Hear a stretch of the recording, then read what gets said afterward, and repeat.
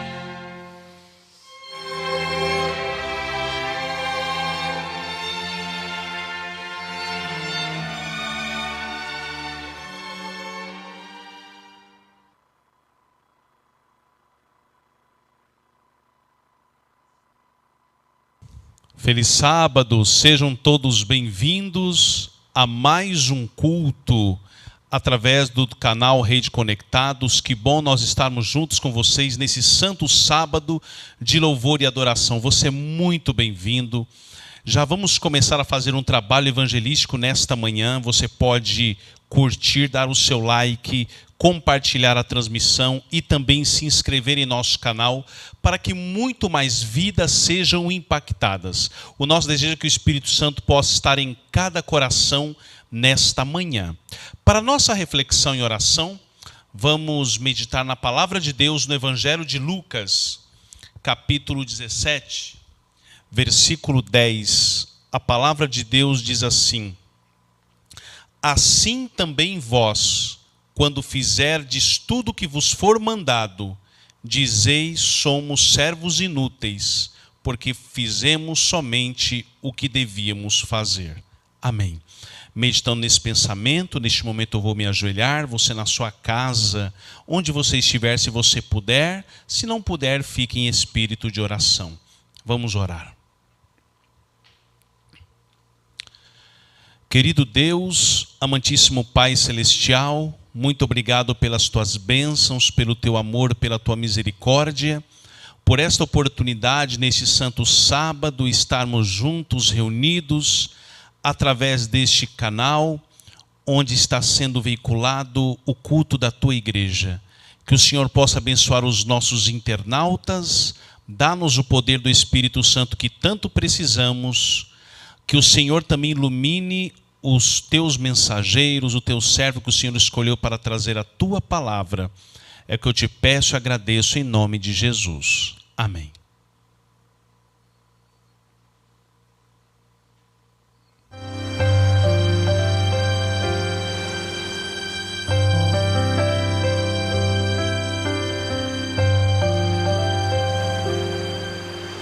Antes de fundar o mundo, Deus criou um plano para livrar o homem da destruição.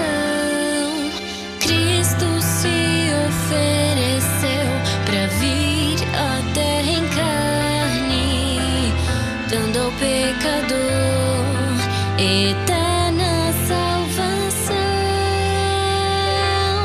Cristo veio se entregar, aceitou se humilhar,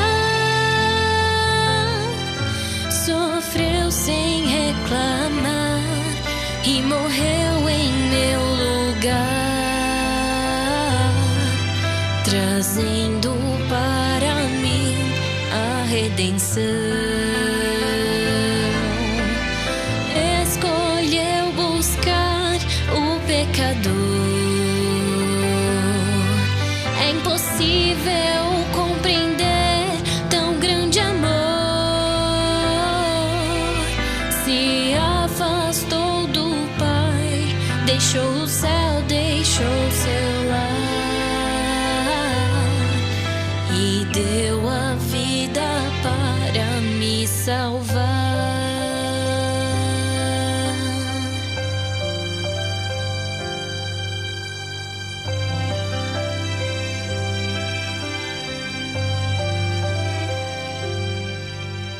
No Getsemane, Jesus suou gotas de sangue. O fardo era grande, difícil de levar. A taça oscilou em suas mãos por um instante, mas ele decidiu: eu vim pra resgatar. Cristo veio se entregar, aceitou se humilhar, sofreu sem reclamar e morreu em meu lugar, trazendo para mim a redenção. Escolheu buscar o pecador. É impossível compreender tão grande amor. Se afastou do Pai, deixou o céu, deixou seu lar e deu a vida para me salvar. Se afastou do Pai, deixou o céu, deixou seu lar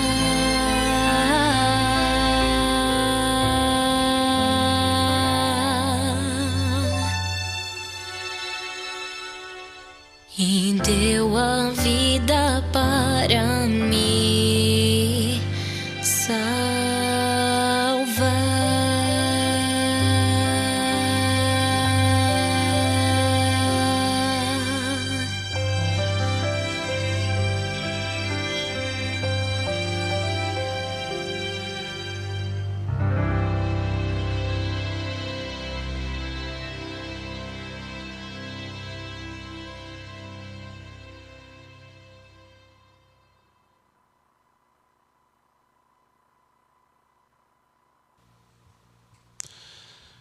Hino bonito demais que você acabou de ouvir do Ministério de Louvor na interpretação de Vitória Pereira, Veio para me salvar.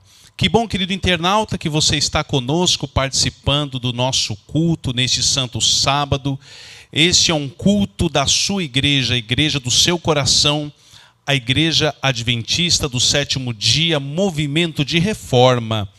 E neste momento nós vamos passar para um momento todo especial do nosso culto, onde nós faremos aqui vamos relembrar o que nós já estudamos durante a semana na nossa lição da escola bíblica. Nós não vamos estudar esta lição, nós vamos apenas recapitular os pontos essenciais que nós já estudamos durante esta semana.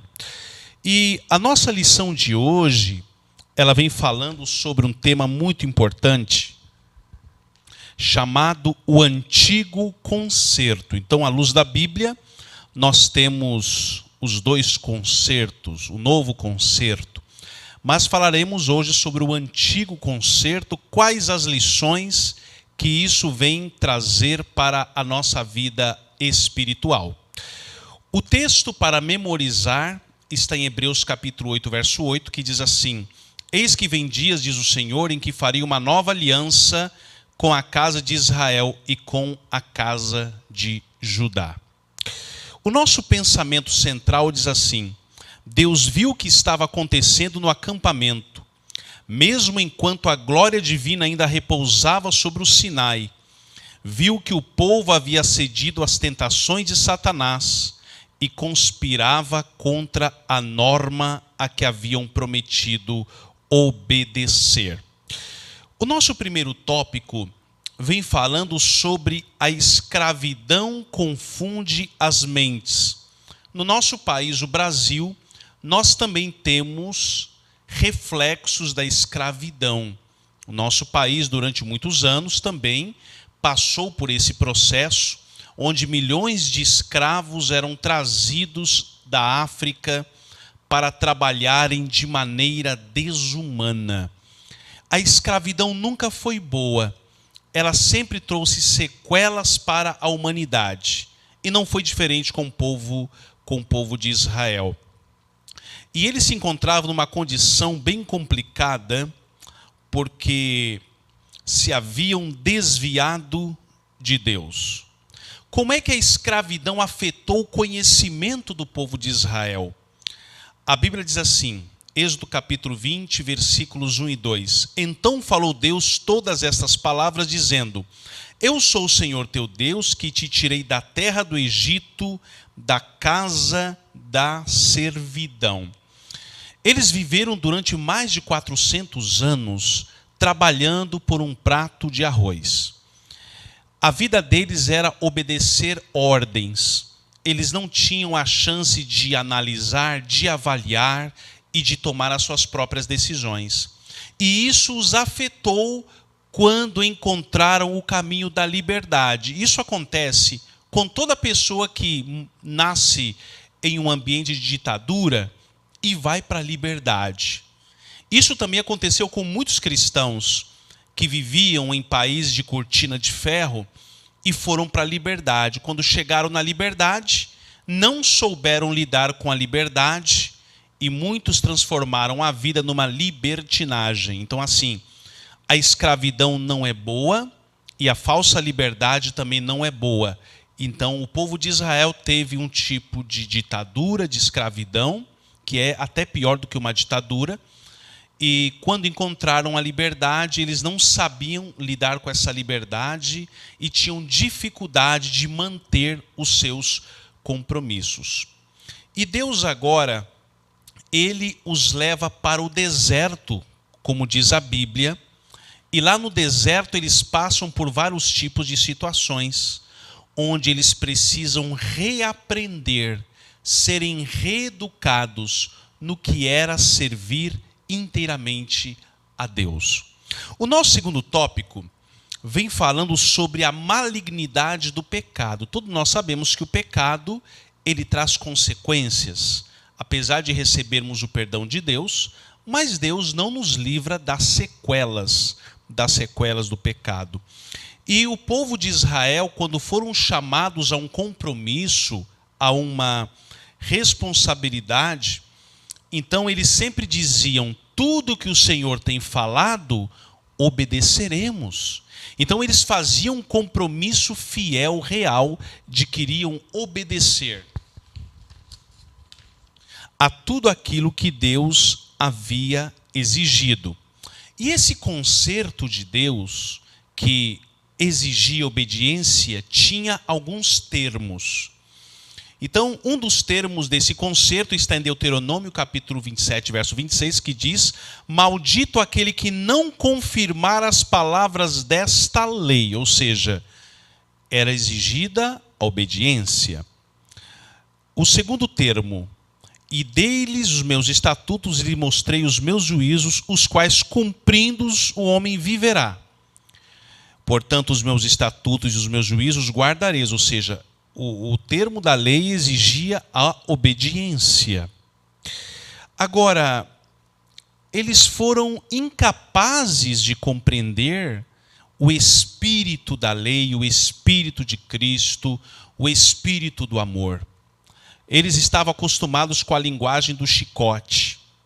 E Deus teve que usar a mesma linguagem com eles. Por isso que Deus falou através do trovão, através do barulho, muitas vezes através do susto, porque era a linguagem que eles entendiam. E gradativamente, Deus foi mostrando algo que eles não conheciam.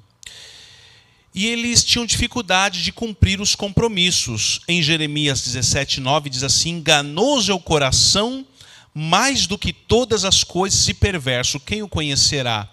Isso acontece com a gente também. Creio que essa dificuldade é nossa.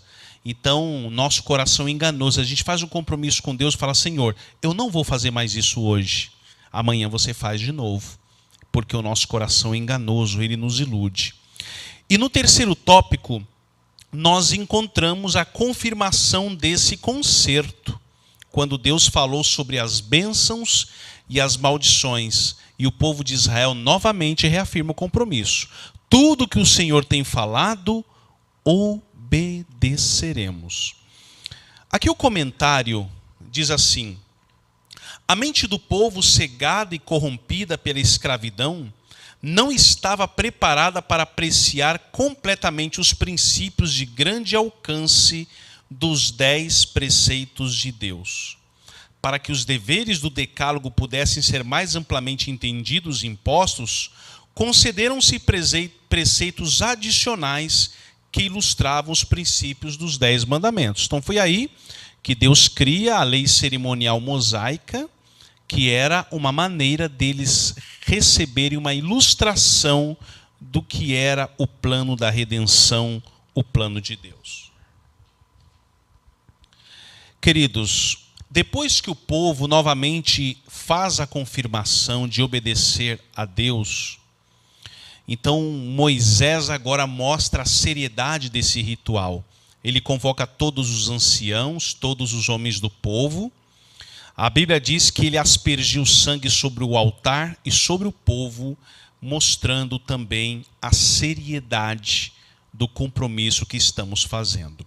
O quarto tópico fala sobre uma geração corrompida.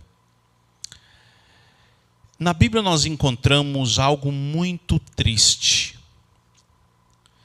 pois nenhum daqueles que saíram do Egito, com exceção de 2 pessoas, entraram na terra da promessa.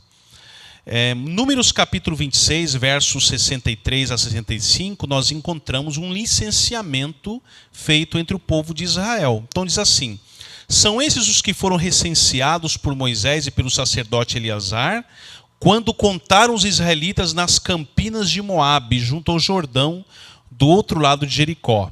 Nenhum deles estava entre os que foram contados por Moisés e pelo sacerdote Arão, quando contaram os israelitas no deserto do Sinai.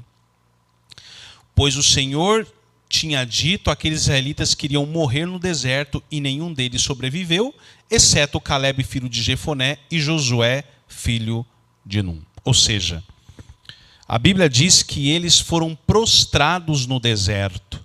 Então, daquela geração que sai do Egito, ninguém entrou na terra da promessa. Exatamente ninguém. Isso mostra que aquela primeira geração que sai do Egito, eles estavam tão cegados pela escravidão, pelas sequelas da escravidão, pela falta de fé, que grande parte deles morreu no deserto. Não vamos dizer que todos se perderam, mas houve homens fiéis também que morreram no deserto. Mas grande parte deles foi por causa da desobediência, à rebeldia. E nós vemos também que esse antigo concerto tinha algumas lições muito importantes para serem transmitidas ao povo, mostrando a seriedade, mostrando a malignidade do pecado e o quanto precisavam do Salvador. E agora Deus faz um novo concerto. O antigo concerto era uma lei escrita em tábuas de pedra. E Deus agora pega a mesma lei e coloca no nosso coração. Como diz Jeremias 31:33, mas este é o concerto que farei com a casa de Israel depois daqueles dias, diz o Senhor. Porei a minha lei no seu interior e as escreverei no seu coração, e eu serei o seu Deus e eles serão o meu povo. Então agora Deus pega essa lei e coloca no nosso coração. E na Bíblia nós também encontramos alguns heróis da fé, alguns homens que foram fiéis a Deus, que guardaram a sua lei, que obedeceram a sua palavra. Encontramos Moisés, encontramos Raabe, encontramos Gideão, Jefté e muitos outros homens que estão descritas em Hebreus capítulo 11 como os grandes heróis da fé, os grandes heróis da Bíblia. E eu queria concluir com esse pensamento: geração após geração, os heróis da fé são marcados pela fidelidade a Deus e têm sido visivelmente apresentados ao mundo a fim de que a luz brilhe aos que andam na escuridão. O que nós precisamos aprender? Aprendemos que assim como o povo de Israel ficou escravo por mais de 400 anos e tiveram sequelas na vida espiritual, antes de conhecer a Cristo também éramos escravos do pecado. E talvez, mesmo depois de conhecê-lo, tenhamos dificuldade muitas vezes de conhecer os planos de Deus, de obedecê-lo, de fazer a sua vontade. O nosso desejo nesta manhã é que esta lição possa chamar a sua atenção que o mundo está perdido, o mundo está na escravidão, mas Deus tem um caminho de esperança, que é o caminho da salvação. E nós alcançamos quando entregamos nossa vida para Deus. Que Deus te abençoe, te dê a sua graça, é o nosso desejo e a nossa oração. Amém.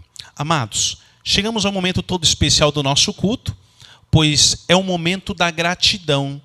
É um momento onde você pode agradecer a Deus pelas suas bênçãos, pela sua misericórdia, onde você pode fazer as suas doações através de uma oferta, os seus dízimos, as suas primícias, um momento de devolver ao Senhor. Nós vamos ouvir neste momento um belo hino de louvor ao nosso Deus. Enquanto nós assistimos esse belo clipe musical, vai aparecer o Pix e você pode, temos o nosso QR Code, onde você aponta o seu celular e é direcionado direto para a nossa conta, onde você pode fazer a sua contribuição, que você possa doar aquilo que Deus propôs em seu coração. Daqui a pouquinho, voltamos.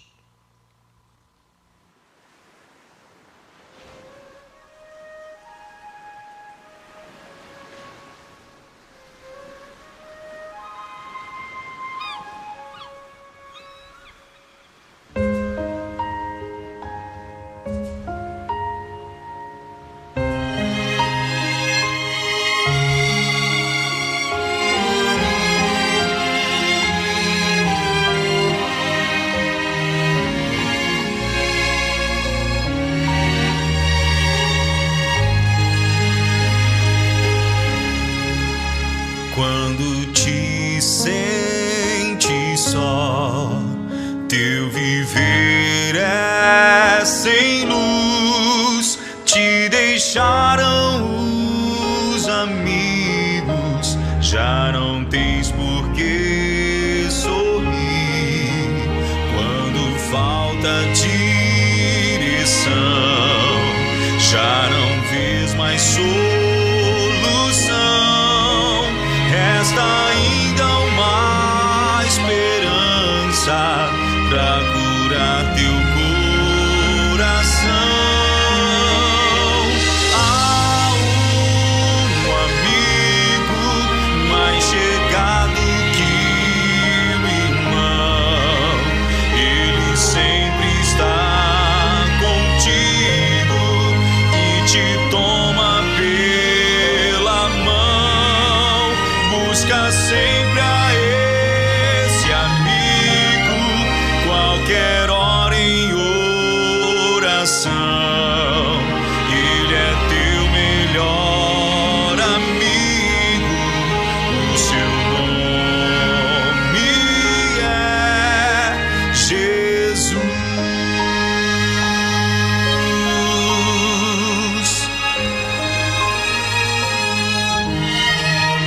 Só esse amigo vê todo o teu sofrer, pois vê a angústia da alma e então cura tua dor, mesmo quando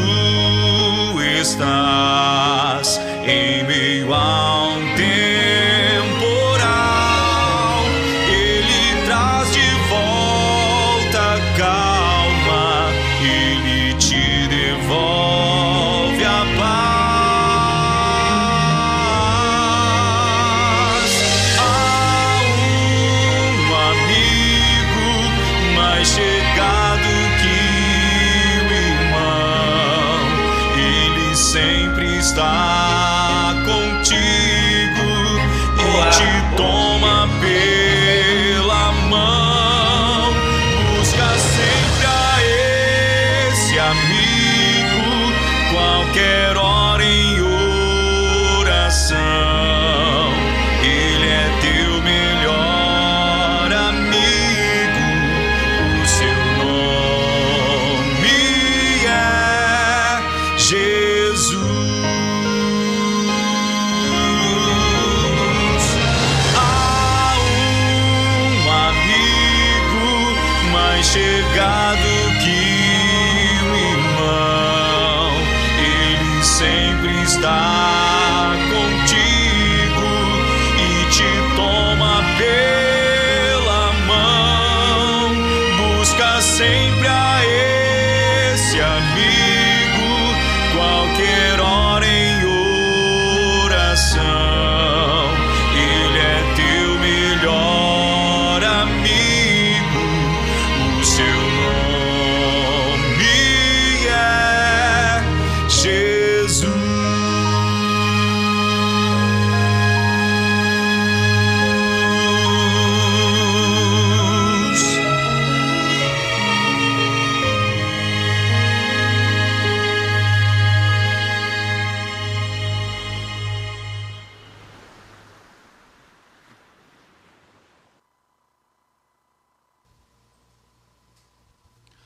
Olá, meus prezados, é um prazer estar com vocês aqui nessa manhã de sábado para repartir convosco um pouco da palavra de Deus. Eu espero que o Espírito Santo esteja ao seu lado, confortando o seu coração e abrindo a sua mente para a mensagem do Senhor.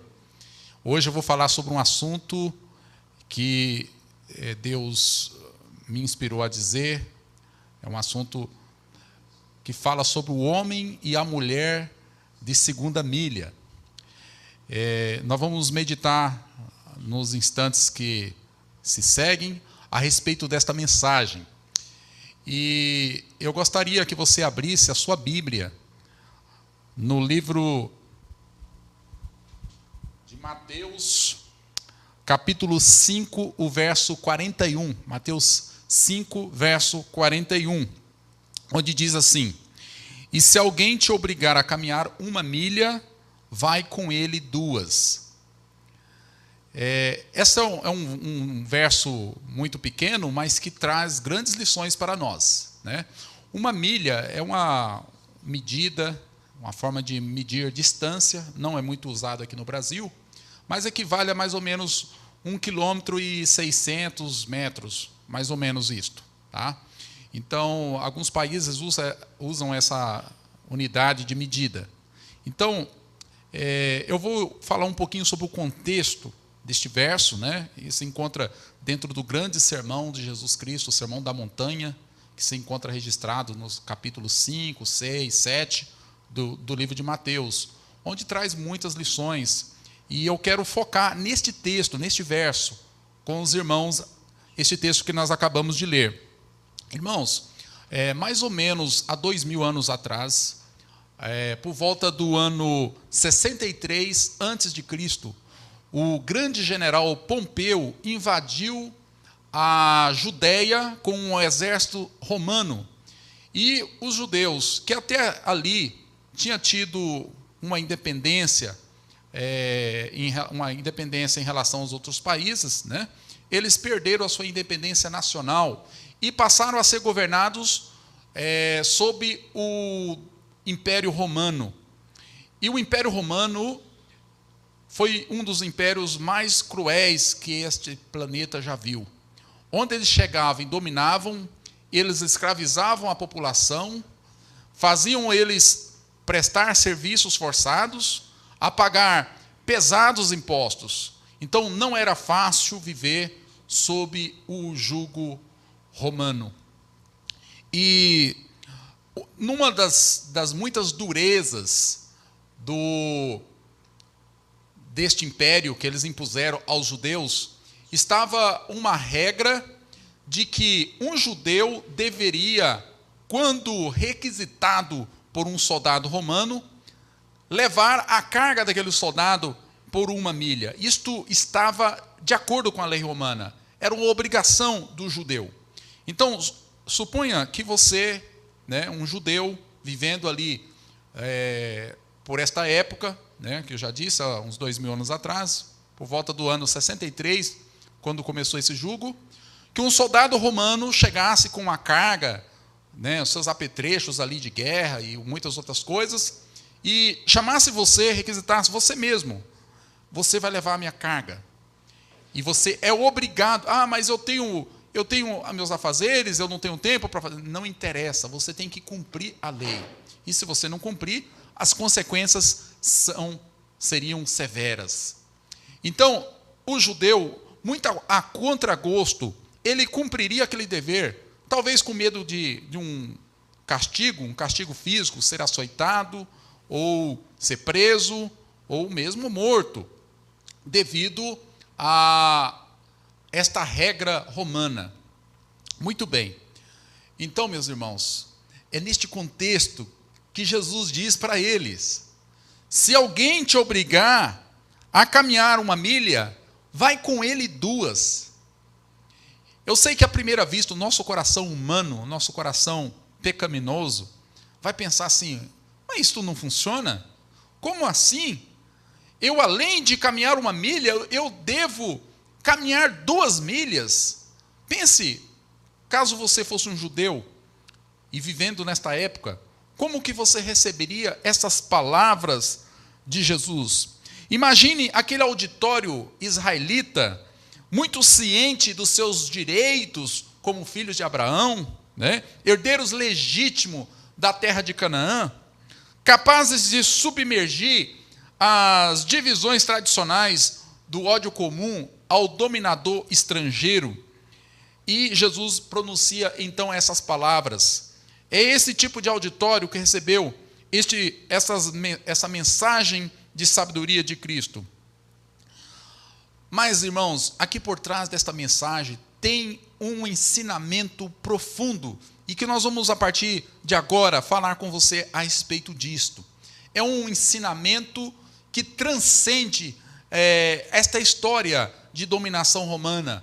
Ela chega até os nossos dias, ela chega até você, toca na sua vida diária, na sua vida religiosa, na sua profissão, no seu trabalho, nos seus estudos, nos seus deveres do dia a dia.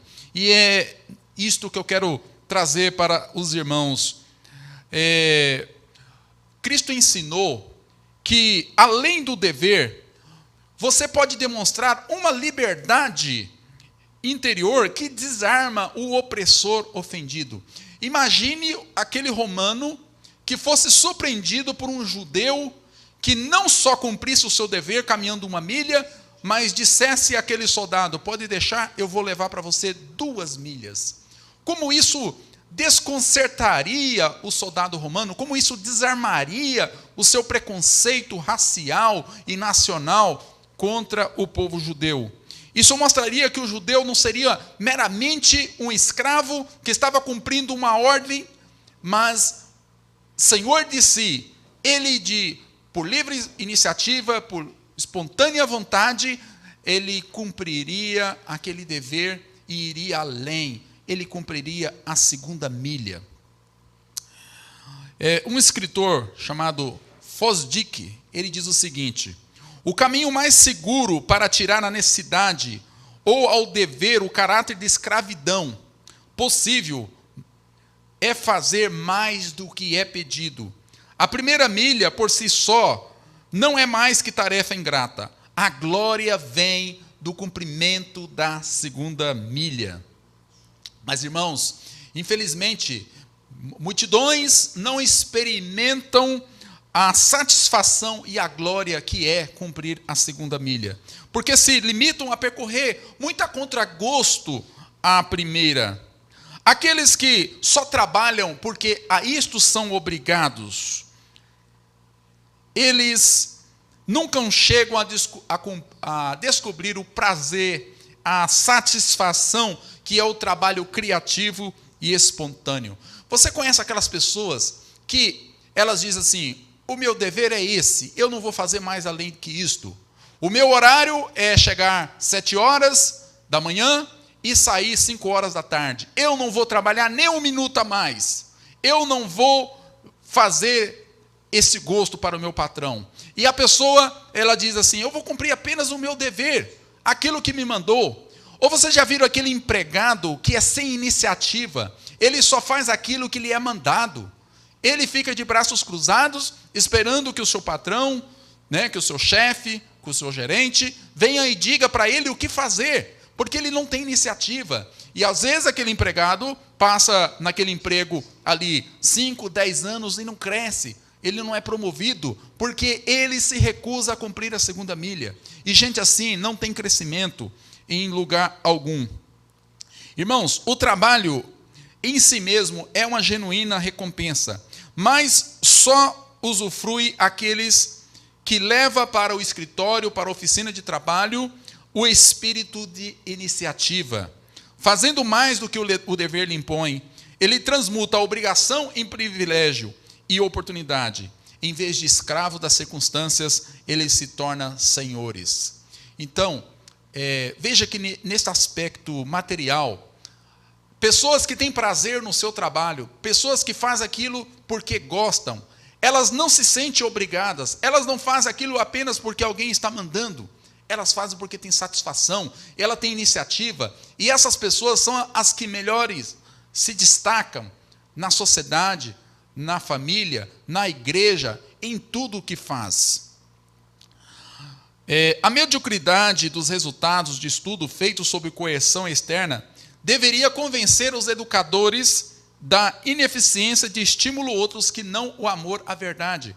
Aqui está falando, por exemplo, daquele estudante que ele cumpre os seus deveres, faz as suas tarefas de casa, faz as suas lições, estuda porque é obrigado, porque ele tem medo de tirar uma nota ruim, ele tem medo talvez do castigo dos pais, tem medo de não passar de ano. E este estudante é um estudante medíocre. Mas aquele estudante que estuda porque ele tem prazer em conhecer, tem prazer em descobrir, tem prazer em estudar, este estudante, ele vai além. Ele não faz apenas a tarefa que o professor passou. Ele quer saber mais, ele vai pesquisar, ele vai procurar saber, porque ele tem aquela curiosidade sadia. E isto faz com que ele seja um estudante excelente. Este sim será um grande profissional. Não aquele que apenas faz aquilo que ele é obrigado a fazer. O cumprimento de apenas uma milha. É aquele que vai a segunda milha. Um outro escritor chamado Miguel Rizzo, ele diz o seguinte: o grande princípio de Jesus divide a conduta humana em duas partes. Então, todas as pessoas que você conhece, elas se dividem em duas partes. Você, meu caro ouvinte, pense aí contigo. Você se classifica entre dois grupos. O grupo daqueles que trabalham ou fazem as coisas compulsoriamente, ou que cumprem os seus deveres compulsoriamente, e aqueles que têm o prazer de fazer tudo voluntariamente. Isto é o que fazemos porque somos obrigados a fazê-lo, ou que praticamos a mais espontaneamente. Você ou se classifica naqueles da primeira milha, ou aqueles que é da segunda milha. A primeira milha, ela está no plano do dever. A segunda, no plano do amor. O dever é majestoso, mas o amor é divino. O dever obriga, mas o amor constrange. O dever enaltece, o amor sublima. Então, meus amigos, veja que as palavras de Jesus têm uma profundidade que ela abrange todos os aspectos da vida humana. E nós estamos aqui neste sábado também, e nós devemos fazer uma reflexão sobre a nossa vida espiritual. Que tipo de crente é você? Ou que tipo de cristão é você? Você é aquele cristão que cumpre apenas os seus deveres, né? Pior ainda, tem aqueles que nem cumprem os seus deveres. Tem essa classe também. E tem aqueles que cumprem apenas os seus deveres, mas tem aquele cristão que ele vai além. Ele tem prazer de cumprir os seus deveres e de fazer muito mais que isto. Então, quando nós, sob o impulso do amor, nós assumimos a iniciativa no estudo, na obediência a Deus, no trabalho, aquela religião que parece ser uma religião de escravidão, que parece ser uma religião de deveres pesados, né? De cumprimento de mandamentos, de doutrinas, que para nós parecem pesadas. Quando você faz isto por amor, por iniciativa própria, aquilo se torna um prazer. A religião que era um fardo se torna uma coisa prazerosa, uma coisa de alegria. Aquele cristão passa a viver uma atmosfera celestial aqui mesmo. E é isto que nos ensina as Escrituras. Na Bíblia, nos conta, por exemplo, a história de Jonatas, filho de Saul. O povo de Israel estava enfrentando uma crise, estava em guerra contra os filisteus. E cada um estava acampado de um lado do campo, e o povo de Israel estava com medo de enfrentar aquele poderoso exército. E um dia, o Jonatas, filho do rei Saul, né, o príncipe Jonas, falou com seu pai: por que não vamos lá? Vamos ver o que acontece. Vamos enfrentar esses incircuncisos no campo deles. E só ele com seu pai, ele foi até lá. Ninguém estava obrigando Jonatas. Ninguém pediu para Jonatas fazer isso. Ele fez isso por iniciativa. E diz a Bíblia que naquele dia se operou um grande livramento para o povo de Israel. Porque ele teve a atitude não de servo, uma atitude de filho que empenha a sua energia ao máximo. E aqui eu quero dizer, meus amigos, qual é a sua atitude? Você tem a atitude de servo ou de filho? Porque o filho, quando ele cumpre o seu dever, ele faz porque ele sabe que está trabalhando naquilo que é dele. Ele sabe que ele está investindo naquilo que é para ele. Então ele faz com alegria, de coração. Mas o servo não. O servo, ele só faz porque é obrigado. Ele só faz porque, se ele não fizer, ele vai ser castigado. E não é assim que nós devemos ser.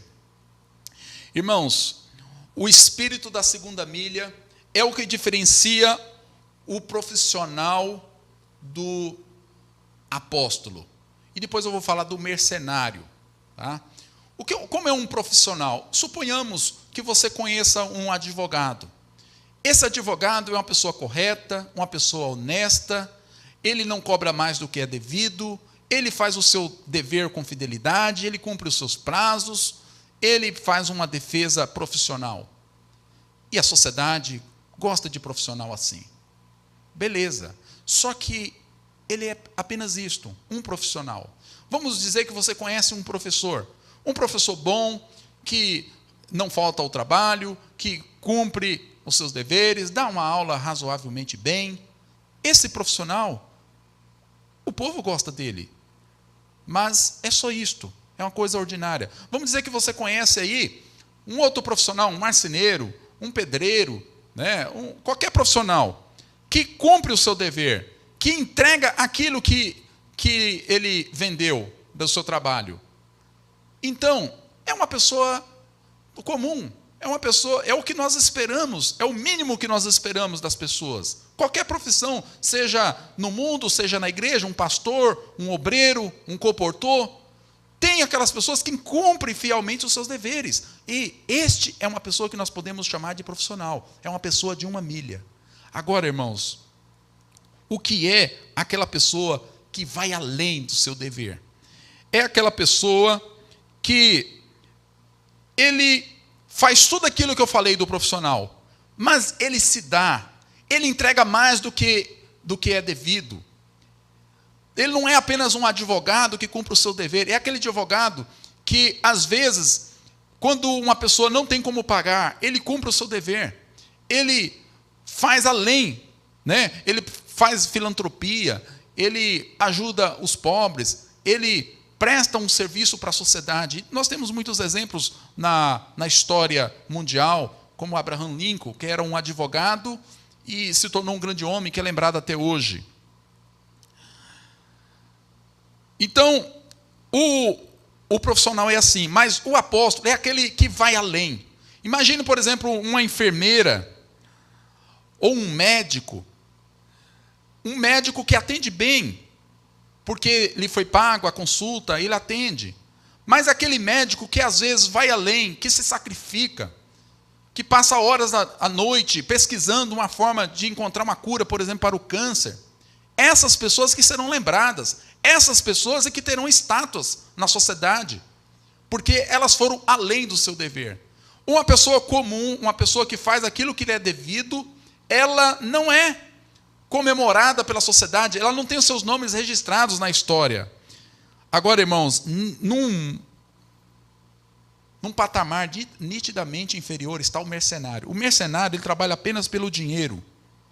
É isso que transforma as profissões, como, por exemplo, o advogado se torna numa pessoa chantagista.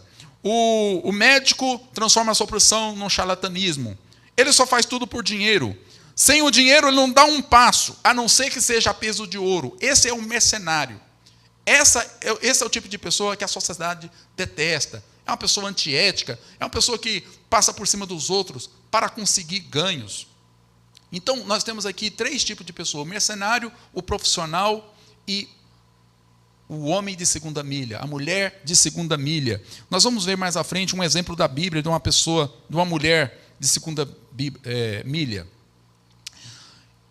Como exemplo de pessoas como mercenário, temos Judas, que vendeu o próprio mestre por causa de moedas, por causa do amor ao ganho, né? E assim a sociedade tem muitas pessoas desta forma. Irmãos, vamos caminhando para o final e vamos fazer algumas reflexões aqui. Eu falei agora há pouco de uma mulher que ela seguiu esse exemplo de Cristo. Em Gênesis capítulo 24, o verso 20, diz assim: assim ela esvaziou depressa seu cântaro no bebedouro e correu de volta ao poço para tirar mais água para todos os camelos. Eu quero dar o contexto desse texto aqui. Você na sua casa pode ler o capítulo, leia. Abraão queria encontrar uma mulher para ser esposa do seu filho. Mas não poderia ser uma qualquer mulher. Tinha que ser uma mulher consagrada a Deus. Tinha que ser uma mulher dedicada ao trabalho.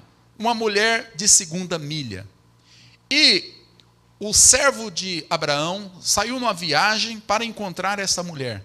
E ele fez uma oração a Deus. Ele falou: Senhor, eu preciso encontrar uma mulher para o meu Senhor, o filho do seu Senhor. Mas ela precisa ser uma mulher especial. E ele fez um voto a Deus. Ele falou: eu vou chegar naquela cidade e a mulher que sair, eu vou pedir para ela um pouco de água para beber. E se ela me der água, e der água para os meus camelos, então isso para mim vai ser um sinal de que Deus escolheu essa mulher para ser esposa do meu Senhor. Irmãos, e assim foi. Ele chegando naquele lugar, ao encontrar aquela mulher, saía uma moça chamada Rebeca, da cidade. E ela vinha trazendo consigo o seu cântaro para recolher água. E chegou aquele senhor, né, com seus servos, com seus camelos, e pediu para a mulher, falou: você me dá um pouco de água para beber? Ela: claro, eu vou dar água para você. E ela, irmãos, naquela época não tinha a torneira, né, para você ligar a torneira e encher o balde. Não, você tinha que puxar a água, né, na corda, descer num poço fundo e puxar a água. E diz a Bíblia que ela tirou a água e deu a beber a esse rapaz chamado Eliezer. E ela deu também para os seus camelos. Você tem ideia de quantos litros de água toma um camelo? Segundo a minha pesquisa, é entre 90 a 120 litros de água. E ela deu de beber aquele rapaz, e não foi para um camelo não, foi para 10 camelos. É muita água, né? E aquele rapaz ficou abismado. Irmãos, Rebeca não sabia quem era. Ela não sabia o futuro que lhe reservava. Ela fez aquilo porque aquilo fazia parte da sua rotina. Era um hábito para ela, fazia parte do seu caráter. Ela era, de fato, uma mulher de segunda milha. Ela não só fez aquilo que foi lhe pedido, mas ela fez mais. Ela falou, não, eu vou dar água para você e vou dar água também para os camelos. Ela ofereceu para todos. Ela foi além do que lhe foi pedido. Isto, para nós, é uma lição de que Rebeca vivia o princípio da segunda milha. E por isso ela se casou com o filho de um dos homens mais ricos do Oriente e entrou para a linhagem do Messias. Então vale a pena. Às vezes eu vejo as pessoas falando assim, eu não vou fazer isto, porque eu vou ser um bobão, vou me fazer de trouxa, eu fazer além do que está me pedindo, as pessoas vão se aproveitar de mim. Não, meu amigo, você terá sucesso, tanto na sua vida material, quanto na sua vida profissional. Se você colocar esse princípio que Jesus ensinou na sua vida, você vai ver uma transformação. Você vai ver coisas acontecendo na sua vida que você não esperava. Bênçãos infinitas vão cair sobre você. Se você aprender a ir além, se você aprender a ser uma pessoa, um homem, uma mulher de segunda milha, você verá que os resultados serão muito além daquilo que você esteja esperando. Quem vive o princípio da segunda milha sempre recebe a recompensa do sucesso. Os traços de caráter de Rebeca, que se revelou aí, ela se revelou ser uma mulher responsável, uma mulher prestativa, uma mulher diligente, uma mulher cortês, educada, uma educação primorosa, caridosa com desconhecidos, disposta a dividir, hospitaleira, terminava o que começava, e submissa à autoridade da sua família. Lembrando que Rebeca era solteira. Então, meus irmãos, nós precisamos colocar em prática este princípio. Você aí que está me ouvindo, agora nesta manhã de sábado, pense sobre isso. Pense na sua rotina de trabalho, na sua rotina de estudos, na sua vida religiosa. Como tem sido a sua vida religiosa? Tem sido como a dos fariseus, meros cumpridores de deveres? Ou você tem adotado este princípio de não agir como um servo, mas agir como um filho, agir por prazer, agir com amor, fazer aquilo porque você gosta, não apenas porque foi mandado. Nós precisamos a viver desta forma. E uma outra mulher que a Bíblia traz a experiência é a experiência de Maria. Maria, ela diz a Bíblia no Evangelho de João, capítulo 12, o verso 3, que ela, tomando uma libra de bálsamo de nardo puro, muito precioso, ungiu os pés de Jesus e os enxugou com seus cabelos, e encheu-se toda a casa com o perfume do bálsamo. E Judas Iscariotes, no verso 5, diz, por que não se vendeu este perfume por 300 denários e não se deu aos pobres? Veja a mesquinhez de Judas, o discípulo de Jesus, e a bondade, né? O desprendimento desta mulher, Maria, que se colocou aos pés de Cristo de uma forma, de uma entrega total, de fazer esse sacrifício por amor a Cristo. Veja o que você é capaz de fazer quando você tem amor. Não quando você cumpre por dever, porque está sendo obrigado, mas quando você ama de fato. E agora, lembrando o texto que o pastor leu,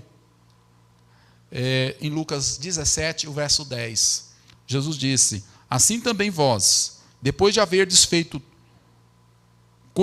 tudo quanto vos foi ordenado, dizei, somos servos inúteis, porque fizemos apenas o que devíamos fazer.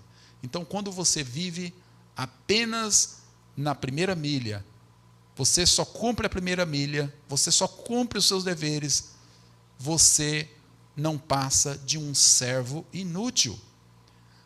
O servo que não é servo, mas é filho, ele faz muito mais, ele vai além, ele ultrapassa os limites, porque, meus irmãos, ele não age como servo, ele age como filho. Que o Senhor te abençoe nesta manhã, que você faça uma reflexão sobre a sua vida, passe a viver segundo este princípio, essas verdades, e você verá por experiência como é viver uma vida livre, de iniciativa, de liberdade, de servir a Deus com alegria e amor. Que o Senhor nos abençoe. Amém. Vamos orar.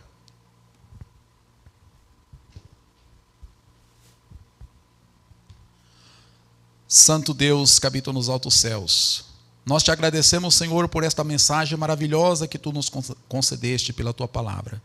Pedimos, Senhor, que venha fazer com que o nosso coração compreenda a verdade, a alegria que é ser o cumpridor da segunda milha.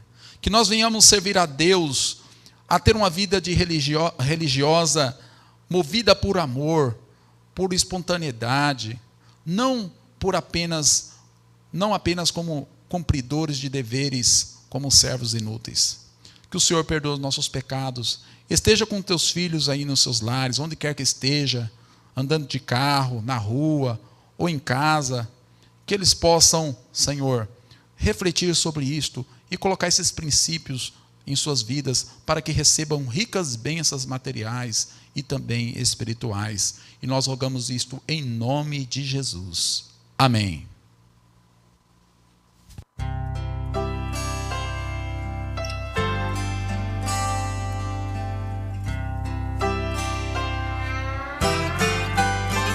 Deixou seu trono, tornou-se humano, desceu do céu, se humilhou, trocou a glória por minha culpa. Somente Cristo tem tanto amor. Eu louvo a Cristo, Filho do Deus vivo, que numa cruz por mim se entregou, pois não há outro e nem haverá, somente Cristo é Salvador.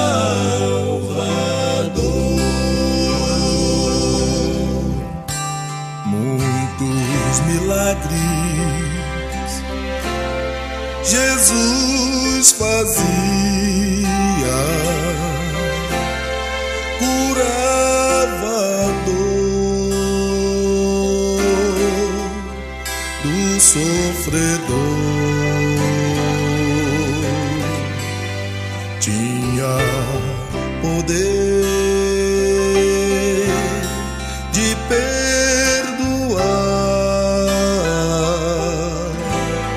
somente Cristo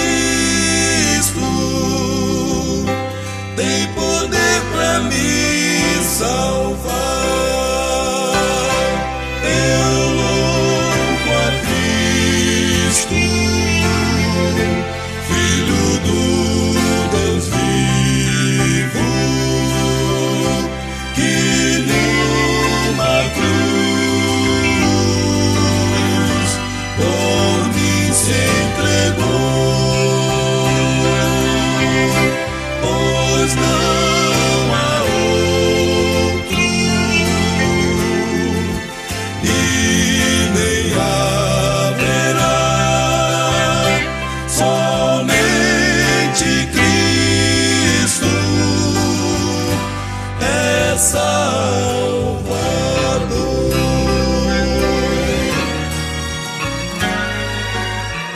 Sem merecer foi condenado,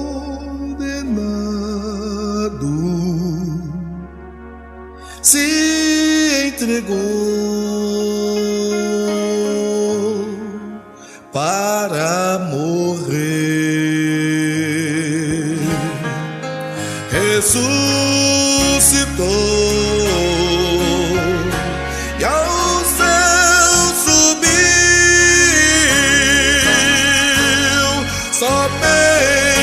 Cristo vai voltar. Eu louvo a Cristo, Filho do Deus vivo, que numa cruz por mim se entregou. Pois não há outro e nem haverá, somente Cristo é Salvador. Somente Cristo é Salvador.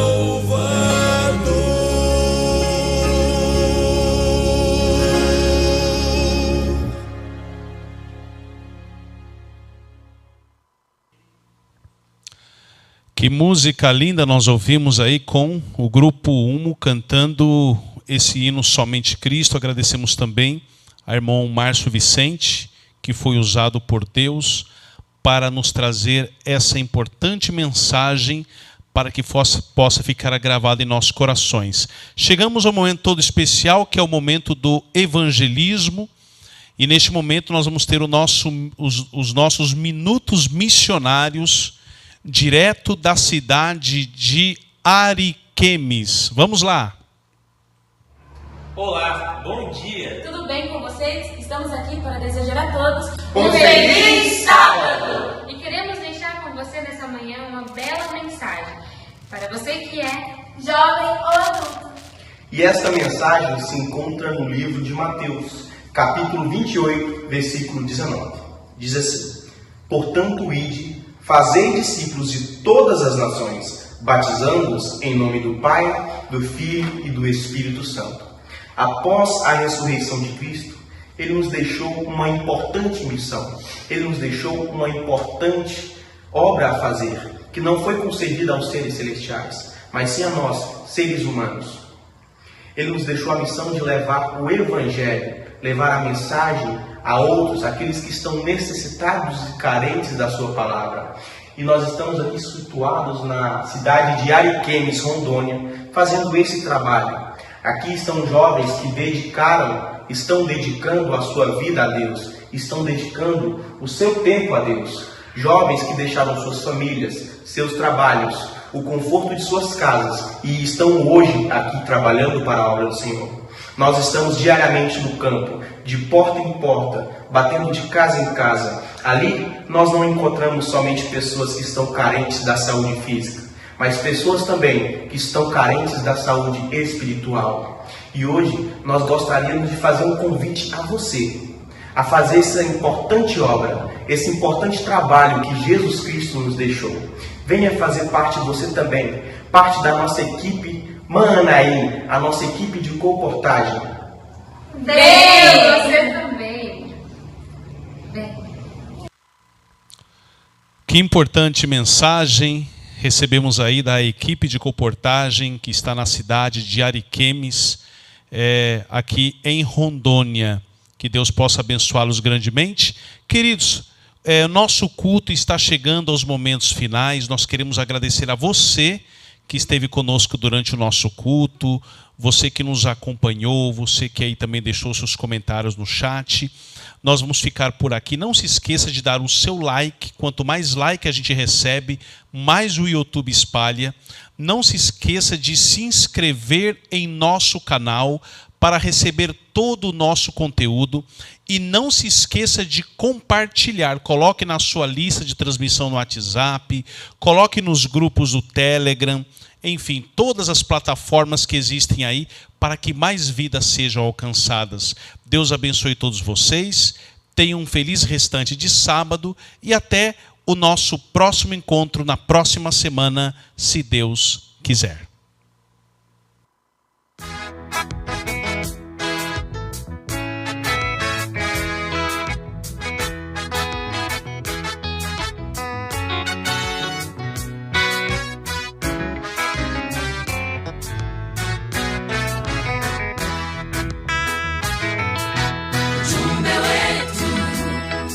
kwa kubariki watu, ilivyohitaji ya walimwengu wa leo.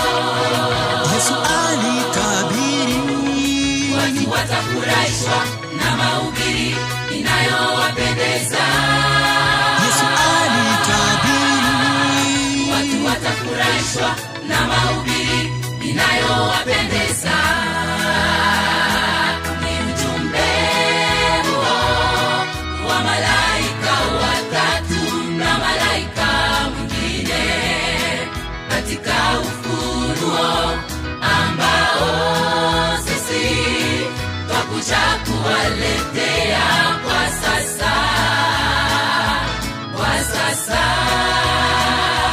ni ujumbe huo wa malaika watatu na malaika mwingine katika Ufunuo, ambao sisi twakuja kuwaletea kwa sasa. Kwa sasa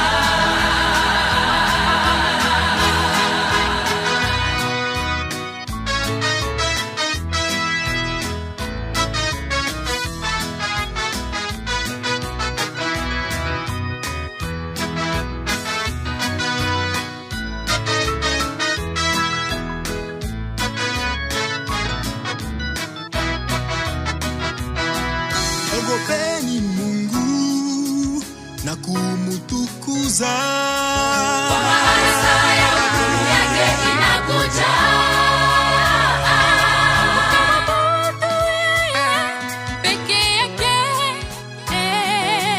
Kwa maana saa ya hukumu yake inakuja. ogopeni Mungu na kumutukuza, Kwa maana saa ya hukumu yake inakuja.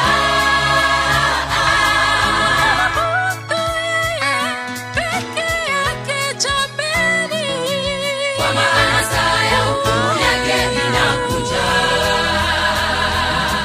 Umeanguka Babeli, Umeanguka, umeanguka Babeli, umeanguka, umeanguka Babeli, umeanguka, umeanguka umeanguka. nyama na sanamu yake, Na kupokea chapa ya mnyama. Biblia yaeleza waziwazi kwamba Hukumiwa na Bwana. abudu nyama na sanamu yake, Na kupokea chapa ya mnyama. Biblia yaeleza waziwazi kwamba Hukumiwa na Bwana. Ni ujumbe huo wa malaika watatu na malaika mwingine katika Ufunuo, ambao sisi twakuja kuwaletea kwa sasa. Kwa sasa ni ujumbe huo wa malaika watatu na malaika mwingine katika Ufunuo, ambao sisi twakuja kuwaletea